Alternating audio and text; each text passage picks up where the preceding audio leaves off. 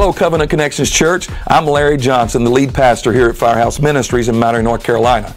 I am stoked about the upcoming meeting on April the 20th and 21st, where I'm going to get to meet you and connect with you. I've already connected with your pastor, Pastor David, and some of the great men from that church, and I'm excited about being with Pastor David and his family and his church family, Covenant Connections. I believe that God is sending me there with an on-time word, an in-season word, a word that's going to be specific to your needs. I already feel that in my spirit. I'm not coming with a sermon. I'm coming to deliver a word from the Lord. And I believe together we're going to connect in the spirit, and we're going to see God do some great and mighty things. That's coming up April the 20th, April the 21st, Saturday night, Sunday morning, Sunday night, 3 power pack services.